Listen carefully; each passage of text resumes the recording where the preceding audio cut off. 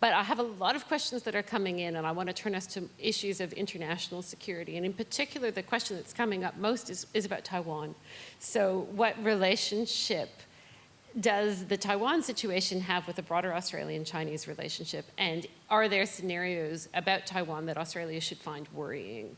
Brodie, do you want to answer that for me?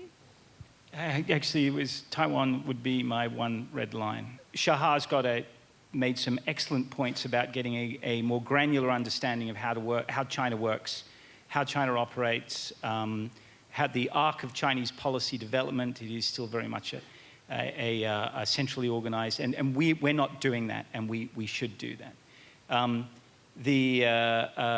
Off the coast of China, there is a country that almost the same population size, 20 million Chinese, and they have made, more so than Japan or Korea, the leap to I believe, a culturally absorbed the concept of the rule of law, separation of powers in a democracy very similar to Australia's. We've got to find a way to say, very, very quietly but very firmly, there is only one China, and any sort of military intervention across the Straits of Taiwan is unacceptable to Australia.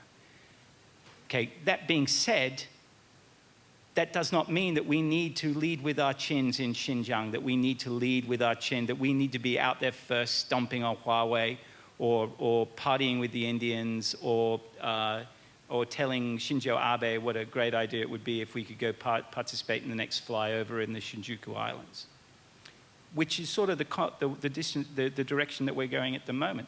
There's a point I want to make about stop worrying about how can we influence China and the things that we can do here in Australia, which is, again, something that we don't talk about. And I think that's worth some focus.